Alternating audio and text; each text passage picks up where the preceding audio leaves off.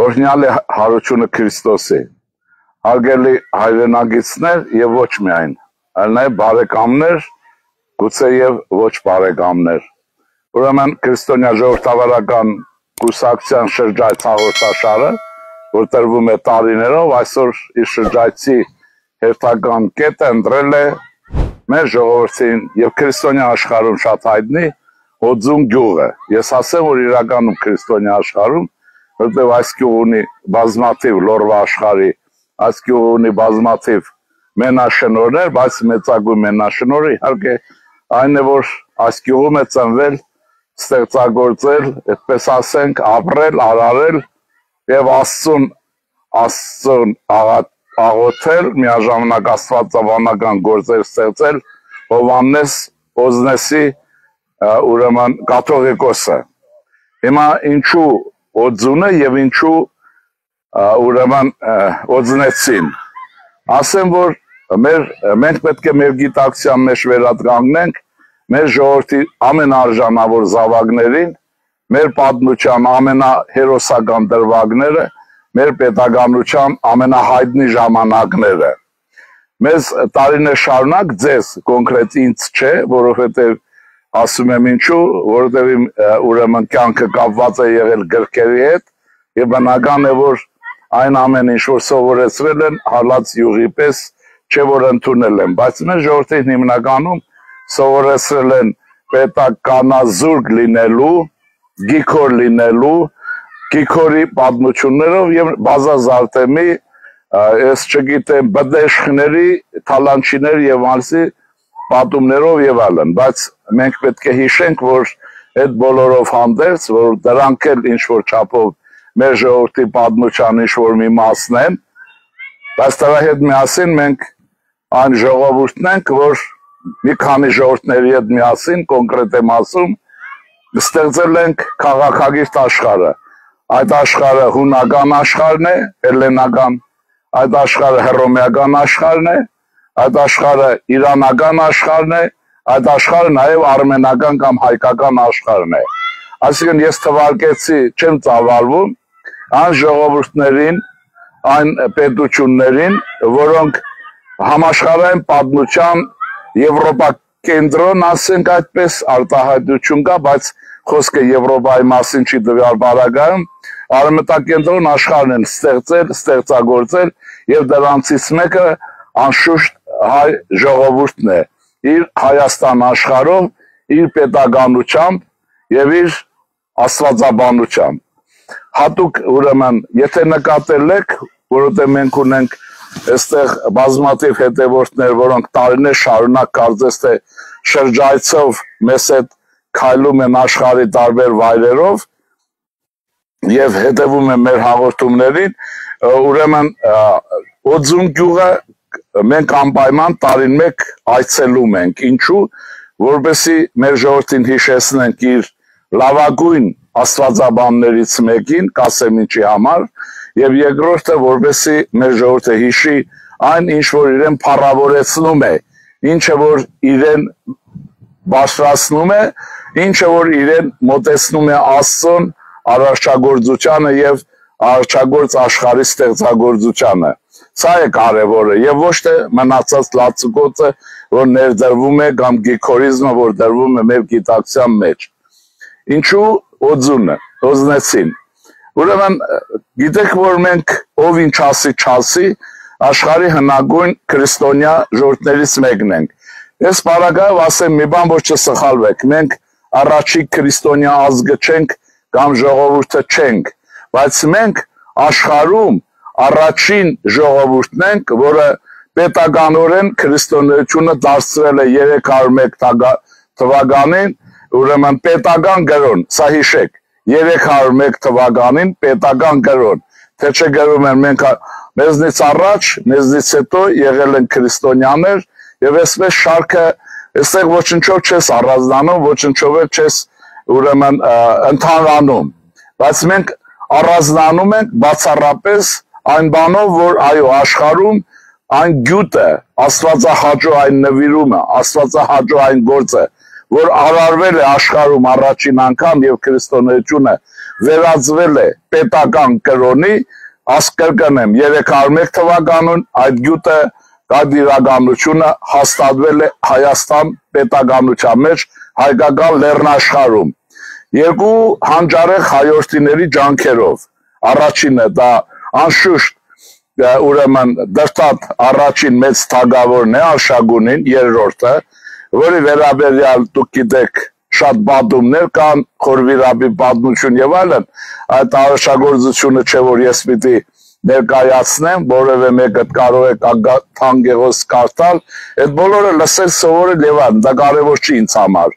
կարեւորը որ այս թագավորը պետական այնպիսի իմաստություն ունեցավ որ իր ուրեմն զինակից Գրիգոր Պահլավոնի լուսավորչի հետ միասին իսկ արիական աղբյուրներն ասում են որ վեճ կա բայց ես վեճի վրա կներեք մենք թքած ունենք ասում են որ Գրիգոր Պահլավոնի ուրեմն լուսավորիչը հենց հայեր արիական ցեղից էր արիականությունը նկատի ունենալով ուրեմն այս երկուսը Հայաստանում քրիստոնեությունը դարձրին պետական կրոն եւ առհավետ հիշեցեք Հայաստանը կապեցին քրիստոնյա աշխարհի հետ որպես պետական կրոն շատ ժողովուրդներ կերազեին որ նման գործողությունը լիներ եղած լիներ իրենց երկրում իրենց պետականության հետ բայց պատմությունը վճիռն ունի եւ դա մեր փառահեղ պատմության փառահեղ էջերից մեկն է փափուկ այն ուժն է որով Հայաստանը կարող է շատ օգտվել հիմա երկրորդ մասը 301 թվականից ուրեմն մենք պետական կրոն հռչակեցինք եւ այսօր էլ այդ քրիստոնեությունը բոլոր իր դժվարություններով մեր պետականության կյանքում խաղում է չափորոշիչ արժեքների ներկայացման հասարակություն կրթող դաստիարակող ոչ բավարար մագարտակով բայց բոլոր դեպքերում այդպիսի միջոց հիմա երկրորդ մասը այս իմաստով մենք նման ենք աշխարհի բոլոր ժողովուրդներին որպես քրիստոնյա ժողովուրդ բայց նկատի ունեցեք այդ քրիստոնյա աշխարհը բաժանվում է երկու մասի ես չգիտեմ այսօրվա ուրեմն կաթողիկոսի գահը զբաղեցրած ուրեմն ուզուրպատորը տեղյակ է թե չէ բայց ես ասեմ որ Հայաստանյա ծառայելական Սուրբ եկեղեցին մոնոֆիզիտ եկեղեցի է բայց մոնոֆիզիտ եկեղեցի որը հայտնի է դիոֆիզիտ կամ երկաբնակ եկեղեցիների շարքում այդ ուրեմն մոնոֆիզիտ եկեղեցու բանաձևը աստվածաբանական եկեղեցու բանաձևը լավագույնս ժամանակին ձևակերպել է Հովհաննես Օձնեցի կաթողիկոսը դրա համար է քրիստոնյա ժողովրդավարական գուսակցությունը հատուկ առանձնացնում է Օձնեցուն որպես հայ ինքնության հայաստանյաց առաքելական եկեղեցու դավանանքի նրա փիլիսոփայության ուրեմն առանձնահատկությունը կանխորոշող բացատրող մի կաթողիկոսի ինչ է ասում Հովհաննես կաթողիկոսը նա ասում է որ Քրիստոսը միաժամանակ եւ մարդ է եւ Աստվածորդի լատինական եկեղեցին ռուսական եկեղեցին որի խոնարհ ծառան այս ուզուրպատորը դարձրել է հայաստանյա ծառայելական եկեղեցին ուրեմն դիտում է Քրիստոսին երկու կերպով առաջին դա որ Աստվածամարդ է որ երկրորդն նա մարդ է մեր եկեղեցին դա չի ընդունում եւ չի էլ ընդունելու որտեղ մեր եկեղեցու համար Քրիստոսը եւ մարդը եւ Աստվածորդի է միաժամանակ ինչպես ասում էր Հովհաննես ուրեմն Օձնեցի կաթողիկոսը այս բանաձևով է որ հիմնականում նա հայտնի է մեր ժողովրդի պատմության մեջ իհարկե այստեղ աստվածաբանական մեծ բացատրության խնդիր կա բայց դա աստվածաբանների հարցն է ես ցեզ ասեցի որպես մենք մի ժողովուրդ որպես առաքելական եկեղեցի այն հիմնական տարբերիչ գիծը որը ձևակերպել է լավագույնս աշխարհում ուրեմն Հովհաննես Օձնեցի եկեղեցին այնպես որ այստեղ է այն գաղտնիքը թե ինչու տարին մեկ անգամ գալիս ենք մենք խոնարհվելով այս ուրեմն գյուղում Հովհաննես Օձնեցու ուրեմն ժառանգության առաջ հիմա ասեմ հետեւյալը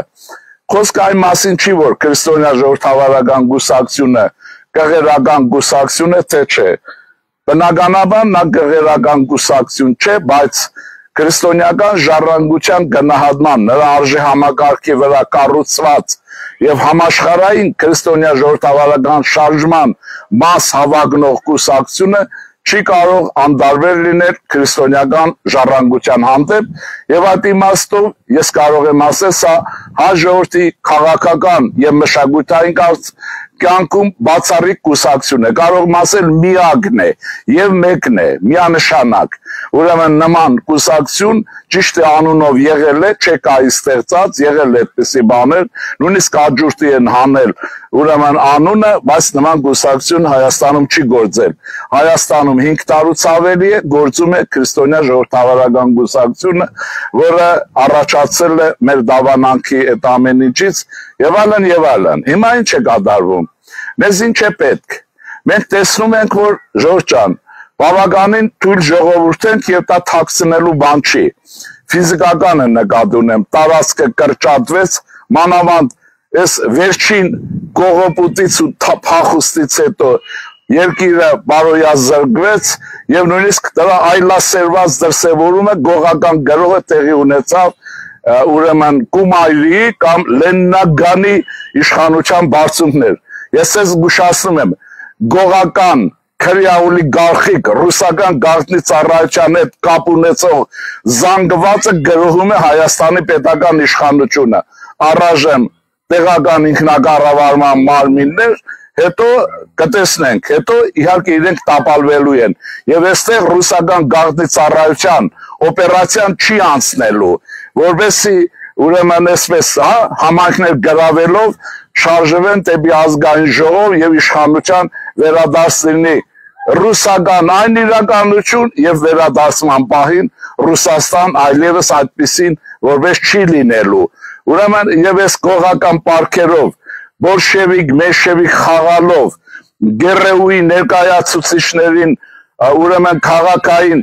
նիստին ներկայացնելով ուրեմն դա վտանգի ուրեմն ոչինչ չի ստացվելու, բայց վտանգը բոլոր դեպքերում տակա եւ Հայաստանի Հանրապետության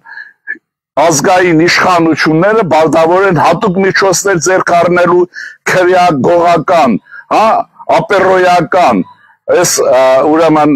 ներկայացության գրոհը Հայաստանի պետականության դեմ կասեցնելու համար, որոնք բացահայտ հայտարարում է, որ Հայաստանում սովետական իշխանության վերագանգնում է, որի տակ բարձ է, որ ռուսական իշխանությունն է։ Ուրեմն այս տգետները, հանցագործները, որոնք ինչ-ինչ պատճառներով բարձրացել են կամ դարձրել են ազգային հարստության որոշակի չափի տեր, իրենք արդեն Հայաստանի տեր են կարծում, անտեսելով Հայաստանի ժողովրդի կամքը անկախության հռչակագրի բարակայով եւ ուրեմն միաժամանակ ընտրություններում իշխանություն ձևավորել խնդրով։ Սա հատուկ հարց է, որի հանդեպ պիտի ժողովուրդը ունենա իր հատուկ վերաբերմունքը Լեննագանի հեղաշրջման փորձի գողապետական ալիքի հանդեպ եւ մնացածների հանդեպ իսկ պետական իշխանությունը բոլորը պետք է ածի։ Մենք ասեմ ձեզ, ինչպես հիմա հարցը բնական է, որ մենք թույլ ենք ֆիզիկապես նկատի ունեմ 2-3 միլիոն մարդ ենք եւ 29.7 ինչպես ասում են միջազգայինորեն ճանաչված տարածքը։ Միջազգայինորեն ճանաչվածը միայն միջազգային հանրության համար է։ Մեր մտքի մեջ մեր հայրենիքը 350,000 է, մեր պատկերացման մեջ այնպիսին է, ինչպիսին մենք ժառանգություն ենք ստացել բնական ճանապարհով։ Բայց դա հետագա ճանապարհի հարց է։ Հիմա ասեմ երկրորդ մասին։ Ինչպես մենք կարող ենք ուժեղանալ, վստահաբար այդ հարցը ունենք, եթե մենք կունենանք լավագույն գերարդիական կառուցվածքով պետականություն, եթե մենք մեր մեջ, մեր ժողովրդի մեջ կվերագաննենք քրիստոնեական ուրեմն ժառանգության իրական հզորությունը, որ յուրաքանչյուր մարդու կտա ուժ, հզորություն եւ ապագայի տեսլական։ Այդ իմաստով ուզում եմ ասել, որ նույնիսկ այս ուզուրպատորներին եւ գողապետական շիրակի գոտու կաթողիկոսներին հատուկ գործ ուղղել են ուրիշ տեղերից այդ աթոռների վրա, որոնք սրանք թույլ չտան հայաստանյաց առաքելական եկեղեցու լիարժեք գործունեությունն ու վերագանգնումը։ Բայց կարծում եմ դա ժամանակի հարց է եւ քրիստոնեական հավատի ավելի շուտ արժե համակարգի ներդրումը հայաստանյան իրականություն հայ ժողովրդի ներաշխար վստահ եք բազմաթիվ անգամներ կմեծացնի Հայաստանի հզորությունը, որովհետև յուրաքանչյուր պետություն առաջին հերթին հարուստ է, հզոր է, զարգացած է իր անդամների ուղեղով, հոգով, կամքով եւ մնացածով։ Ես վերջինն ասեմ, ինձ շատ են հասցալիս թե վերջը դուք ինչ եք ուզում։ Ես ասեմ ձեզ, ինչ են ուզում քրիստոնյա ժողովրդավարներ Հայաստանում։ Հայաստան պետություն են ուզում։ Երկրորդ հարցն է, ինչպիսի մոդելով պետությունները մոդելներ են։ Գերմանիայի, Բավարիայի երկրամասի մոդելով, հստակ, առանց որևէ բանի։ Բավարիայի մոդելով։ Ձեզ առաջարկում եմ մտնել Վիկիպեդիա, կարդալ, տեսնել եւ այլն։ Ուրեմն մեր ուզածը Հայաստան է, որպես պետականություն, գերզարգացած բոլոր իմաստներով, առաջին հերթին տնտեսությամբ եւ ռազմական ուժով եւ միաժամանակ պետական լավագույն կառույցով։ Մոդելներ են պետություններ եւ պետական լավագույն կառույցը մեր կարծիքով որ հաջորդի սրտին ու հոգուն համահունչ է դա Գերմանիայի Բավարիայի երկրամասն է Մյունխեն մայրաքաղաքով սա չի նշանակում արտադրություն սա չի նշանակում ուրիշից գողանալ սա նշանակում է ուրեմն մոդելի կիրառություն եւ լավագույն փորձարկված մոդել ներդնել Հայաստանի Հանրապետությունում Քրիստոնյա ժողովրդավարական կուսակցություն այս տեսակետից այսպիսի մշակումներով եւ բացատրություններով ազգային ժողով կգնա իր հատուկ օրակարգով ստեսյուն ձեզ մենք ձեզ ասեցինք ամեն ինչ բայց մենք ունենք որպես գլխավոր խնդիր Գրիգոր Լուսավորչի գա պիտի ուզուրպատորը շատ արագ ազատի դա ռուսական գաղտնիծառայության շահերը սպասարկող եւ գողապետության բանդաների շահերը սպասարկող հակապետական ուրեմն գործնեություն է եւ դրա մեջ ոչ մի սրբություն չկա կասկած չունենաք այս մարդը եկել է իշխանության դավադրությամբ դուք գիտեք ինչ սպանություններ են եղել ինչ խոսակցություններ կան հազարավոր դոլարների վերաբերյալ եւ ինչպիսի ընտրություն է այս բոլորը հաշվի առեք եւ մենք պիտի ազգային ժողովի ընտրություններ գնանք ուրեմն Էջմիածնի գահը Գրիգոր Լուսավորչին վերադարձրած որ նույն ինքն է հայ ժողովրդին վերադարձրած եւ այսպես մենք չենք որպես ժողովուրդ ենք չվերպեչի վիճակը ծանր է բայց դա չի նշանակում դա հավերժ է ինչքան հզոր պետություն կունենանք ինչքան ինչպիսի հզոր պետականություն այնպիսին էլ կլինենք ազատ անկախ եւ միացյալ մնացած հարցերը բոլորս կլուծենք իսկ Արցախահայությանը առաջարկել եմ կրկնում եմ հերու մնացեք Ղարաբաղյան բանդայից եւ կլանից Ղարաբաղյան կլանն է որ ձեր ողբերգության մեղավորն է հայ ժողովրդի մնացած հատվածն է որ ձեր նման որպես բարեկամ հարևան ձեզ օգնելու է միմյանց օգնելու եք ոտի կանգնելու համար առայժմ ստեսյուն օձունից եւ մենք ձեզ ամեն անգամ ամեն կիրակի ինչ-որ բան կասենք որ մեր նախատեսումներն են հատուկ ողջույն նաև Սիդնեի եւ ուրեմն Մելբուրնի մեր հայկական համայնքներին եւ ամոթ այն առաջնորդին որը չեկավ հանդիպումներին Էջմիածնի ուզուրպատորի ցուսմունքով ուրեմն եկեղեցու ներկայացները պիտի լինեին հանդիպումներին որտեղ իրենք շատ բան կսովորեին եւ կիմանային Հայաստանում ինչպիսին է իրականությունը, բայց ուզուրպատորի հրամանով իրենք սպյուրքը պառակտում են, հանել են պետականության դեմ եւ արգելում են իրենց ստրուկներին ներկա լինել այնտեղ, որտեղ Աստծո կամքով իրենք պարտավոր են ներկա լինելու։ Առայժմ հատկապես Ավստրալիա հայությանը, հետո մնացածներին, հետո մյուսների հետ։ Ստեսյուն ձեզ։